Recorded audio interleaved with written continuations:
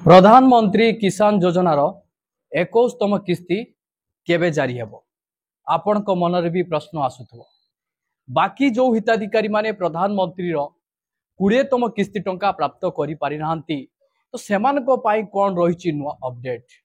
केबे केउठी एवं किपरि आपण माने आवेदन करि पारिबे से विषय रे समस्त विवरणी मु एई वीडियो माध्यम रे दवा पाई जाउछि। जदि आपण माने प्रधानमंत्री पीएम किसान रो 20तम किस्ती टंका प्राप्त करि नाहंती ता नै सरकार को तरफ कौन रही नुआ अपडेट जो हिताधिकारी माने लगातार भावे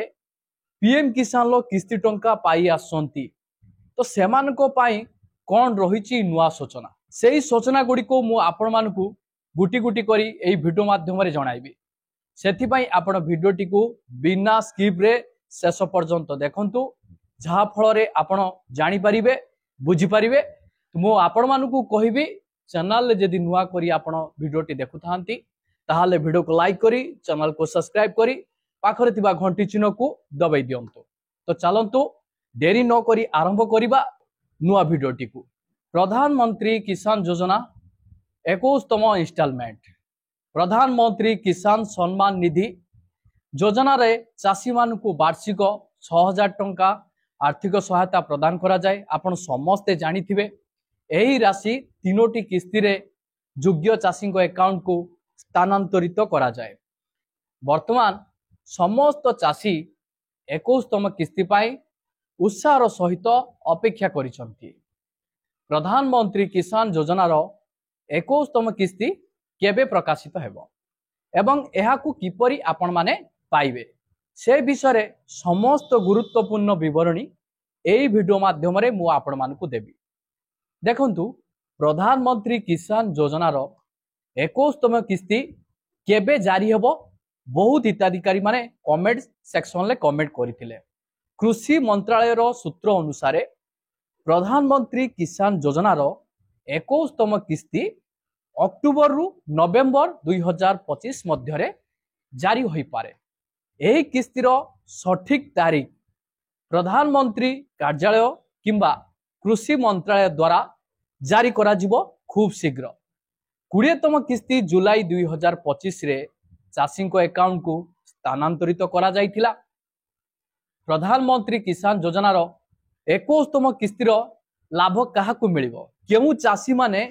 एई थर प्रधानमंत्री पीएम किसान लो 21तम किस्ती टंका प्राप्त करि पारिबे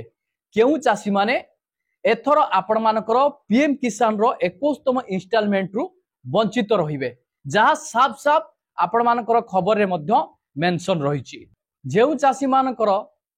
केवाईसी संपूर्ण होइछि केवल सेमाने 21तम किस्ती पाई योग्य हेबे। जेउ चाषी माने सेमानकर आधार कार्ड बैंक अकाउंट एवं जमी डॉक्यूमेंट जांच करि नाहंती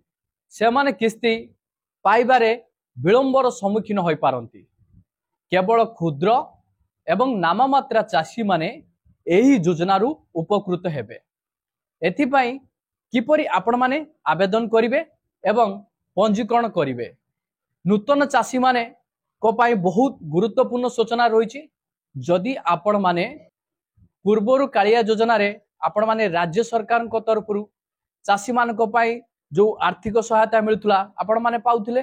वर्तमान नुआ सरकार माध्यम रे सीएम किसान योजना माध्यम राज्य सरकार को तरफ उड़ीसार चाषी मान को सहायता मध्य प्रदान करा जाउछि। जदि आपण माने सीएम किसान रु किस्ती टंका प्राप्त करूचंती लगातार भावे आपण माने आपण मानकर सीएम किसान पोर्टल को जाई आपण माने आवेदन करि परिबे। केमिति आवेदन करिवे ताहार प्रक्रिया मध्य मु आपण मानकु जणाइबी। ता सहित जेउ चाषी भाईना माने सीएम किसान रो योग्य मानदंड पूर्ण करू नाहंती से माने पीएम किसान रो योग्य मानदंड पूर्ण करूचंती तो सेमानक पई मध्य अलगा प्रक्रिया रहिछि। तो जो चाषी माने सीएम किसान रो मानदंड पूर्ण करूचंती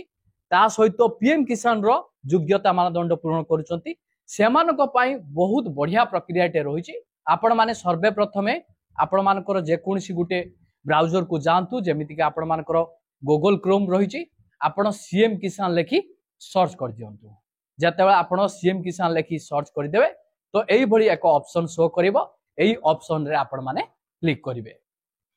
तापरे आपण माने सीएम किसान रो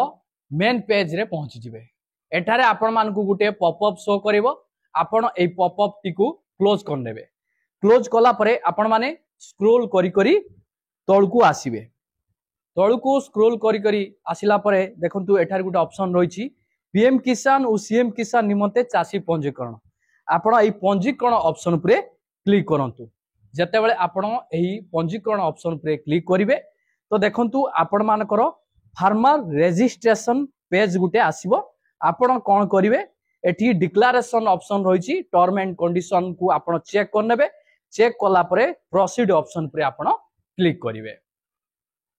प्रोसीड ऑप्शन पर क्लिक कला परे आपण मानकर आधार नंबर टी को एही बॉक्स रे देई देबे तापर देखंतु गुटे कैप्चा कोड रहिछि कैप्चा कोड टी को एंटर कैप्चा कोड बॉक्स रे आपण माने निर्भुल भाव रे देई देबे तापर आपण माने कोन करिवे गेट ओटीपी ऑप्शन पर क्लिक करिवे आपण को आधार कार्ड रे जो मोबाइल नंबर टी लिंक थिबो सेही मोबाइल नंबर को गुटे ओटीपी जीवो आपण सेही ओटीपी टी को एही बॉक्स रे देई देबे देला परे आपण मानकर संपूर्ण तथ्य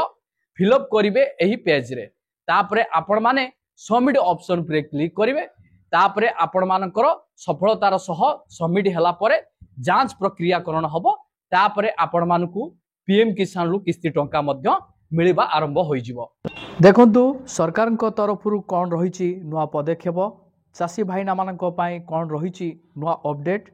तो तथ्य उपरे विस्तार रूपे नजर पकेबा देखंतु पीएम किसान रु बाद पड़िथिबा चासी को पई बड़ खबर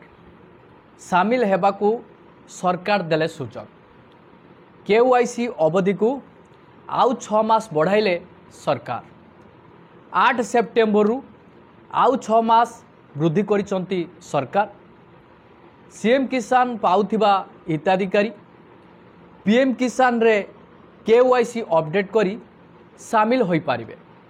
एबे सीएम किसान रे 51 लक्ष 45,000 थिबा बेले पीएम किसान रे 34 लक्ष 85,000 हिताधिकारी शामिल अछंती पूर्व वर्ष अपेक्षा अधिक 6 लक्ष हिताधिकारी पीएम किसान रे शामिल करिसंती नुआ सरकार यह थिला चासी भाईना मानक पई सूचना सरकार को तरफ एही भली पदक्षेप निया जाइछि चासी भाईना मानक पई नुआ चासी माने पंजीकरण करिबा पई pmkisan.gov.in को जाई योजनार लाभ पाइबा पई आवेदन करि परिबे आवेदन करिबा समय रे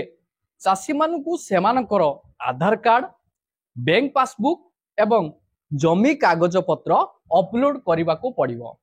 निकटस्थ सीएससी केंद्र को जाई मध्य आवेदन करि परिबे जदि निजर मोबाइल माध्यम रे आपण माने करि पारु नांती।